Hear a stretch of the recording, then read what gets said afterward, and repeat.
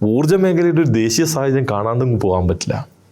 അപ്പം നമ്മളിപ്പം 10 റുപ്യക്ക് വൈദ്യുതി വാങ്ങുന്നതിനെ പറ്റി പറയുന്നുണ്ടല്ലോ. ഒരു യൂണിറ്റ് വൈദ്യുതി ഉൽപ്പാദിപ്പിക്കാൻ എത്ര റുപ്യ ചിലവുണ്ട്? 3.5 റുപ്യ 4 റുപ്യ താഴെ ചിലവുള്ളൂ. പുതിയ നിലയമായാൽ പോലും അതിൻ്റെ ക്യാപിറ്റൽ എക്സ്പെൻഡിച്ചർ കൂട്ടിയാൽ പോലും ഒരു 4 രൂപയെ താഴെ ഉൽപ്പാദിപ്പിക്കാൻ കേരളത്തിലെ നമ്മളിപ്പം കൽക്കരി നിലയങ്ങൾ നാളെ വാങ്ങുന്നത് 4 റുപ്യ താഴെ ഒരു യൂണിറ്റ് വൈദ്യുതി ഉൽപ്പാദിപ്പിക്കാൻ കഴിയും. 4 റുപ്യ താഴെ ഉൽപ്പാദിപ്പിക്കാൻ കഴിയുന്ന വൈദ്യുതി 10 റുപ്യക്ക് 12 റുപ്യക്കും 13 റുപ്യക്കും ചിലർക്ക് വിൽക്കാൻ കഴിയുന്നുണ്ട്. അത് എങ്ങനെയാണ് സംഭവിക്കുന്നത്? ഇന്ത്യയിലെ വൈദ്യുതി ഉൽപ്പാദന മേഖലയിൽ നേരത്തെ പൂർണ്ണമായും പൊതുമേഖലയിലായിരുന്നെങ്കിൽ ഇപ്പം 55% സ്വകാര്യ കമ്പനികളാണ്. സ്വകാര്യ കമ്പനികളാണെന്ന് പറയുന്നതിൽ ഒരു അർത്ഥമില്ല. പേരെ വ്യത്യസ്ത കമ്പനിയുള്ളൂ. ഇതൊക്കെ ഒരേ ഉടമസ്ഥതയാണ്. ഒന്നുകിൽ അദാനി, അല്ലെങ്കിൽ അംബാനി, അതല്ലെങ്കിൽ ടാറ്റ. ഈ 3 കമ്പനികളുടെ നിയന്ത്രണത്തിലാണ് ഇന്ത്യൻ വൈദ്യുതി മേഖല എന്നുള്ളത്. അതുകൊണ്ട് ക്ഷാമമുണ്ടാക്കി വില വർദ്ധിപ്പിക്കുന്ന സാഹചര്യവും രാജ്യത്തുണ്ട്. ഇപ്പം ഇന്ത്യയിൽ മൊത്തത്തിൽ വൈദ്യുതി ഉൽപ്പാദന ശേഷി എന്ന് പറയുന്നത് 4.25-5 ലക്ഷം മെഗാവാട്ട് ഉൽപ്പാദന ശേഷിയാണ് ഇന്ത്യയിലുള്ളത്.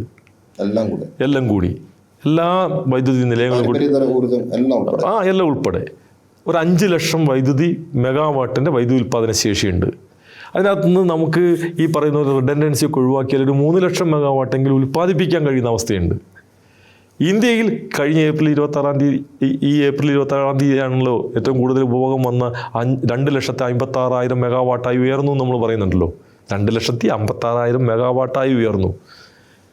5 ലക്ഷം മെഗാവാട്ട് ഉൽപ്പാദനശേഷിയുള്ള ഏറ്റവും കുറഞ്ഞത് 3 ലക്ഷം മെഗാവാട്ട് ഉൽപ്പാദിപ്പിക്കാൻ കഴിയുന്ന ഒരു സംസ്ഥാനത്ത് 2,52,600 മെഗാവാട്ടായി ഉൽപ്പാദനം ഉയരുമ്പോൾ തന്നെ 10 മണിക്കൂർ ലോഡ് ഷെഡിങ് പഞ്ചാബിലും ഹരിയാനയിലും രാജസ്ഥാനിലൊക്കെ വേണ്ട രൂപത്തിൽ വലിയ ക്ഷാമം വരിക.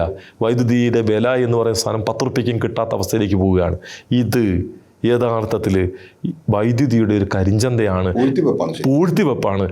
ഇതാണ് വൈദ്യുതി മേഖലയിൽ സ്വകാര്യവൽക്കരണം ഉണ്ടാക്കിയിട്ടുള്ള പ്രതിസന്ധി.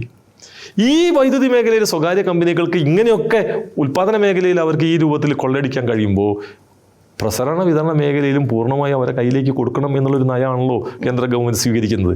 വൈദ്യുതി നിയമ ഭേദഗതി എന്ന് പറയുന്നത് 2013 കഴിഞ്ഞ UPA സർക്കാരിൻ്റെ 2013 UPA സർക്കാരാണ് ആദ്യത്തെ കരട് കൊണ്ടുവരുന്നത്.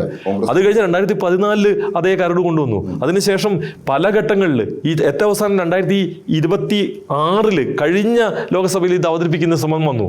അവർക്ക് ഭൂരിപക്ഷം ഇല്ലാത്തത് കൊണ്ടല്ലല്ലോ അവതരിപ്പിക്കാത്തത്. രാജ്യത്ത് വൈദ്യുതി തൊഴിലാളികൾ നടത്തുന്ന ഉജ്ജ്വലമായ ചെറുത്തുനിൽപ്പിൻ്റെ ഭാഗമായിട്ടാണ് ഈ നിയമം ഇപ്പോഴും പാസ്സാക്കാൻ കഴിയാത്തത്. അങ്ങനെ പാസ്സാക്കി ഈ മേഖല പൂർണ്ണമായി സ്വകാര്യവൽക്കരിക്കാനുള്ള ഒരു വലിയ ശ്രമം നടക്കുന്നുണ്ട്. യഥാർത്ഥത്തിൽ ഈ പ്രതിസന്ധി കാലഘട്ടത്തിൽ ഈ പ്രശ്നവും ജനങ്ങൾക്കിടയിൽ ചർച്ച ചെയ്യപ്പെടേണ്ടതുണ്ട്. വൈദ്യുതി എന്ന് പറയുന്നത് ചിലർ പറയുന്നത് കേട്ടു, നിങ്ങൾ രാഷ്ട്രീയം ഒഴിവാക്കി ചർച്ച ചെയ്യും. ഇന്നിപ്പം രാവിലെ ഒരു ചാനലിൽ ചർച്ച വന്നപ്പോൾ നിങ്ങൾ രാഷ്ട്രീയം ഒഴിവാക്കി നമുക്ക് അക്കാദമിക്കലായി ചർച്ച ചെയ്യുക. അക്കാദമിക്കൽ എന്ന് പറഞ്ഞാൽ രാഷ്ട്രീയം ഒഴിവാക്കിയതാണ് എന്ന് ധരിക്കുന്ന ഒരവസ്ഥ ഇന്ന് രാജ്യത്തുണ്ട്. യഥാർത്ഥത്തിൽ ഈ രാഷ്ട്രീയമാണ് ഈ പ്രതിസന്ധിയിലേക്ക് എത്തിച്ചത് എന്നത് കൂടി പറഞ്ഞുകൊണ്ടല്ലാണ്ട് നമുക്ക് ഈ ചർച്ച അവസാനിപ്പിക്കാനാവില്ല.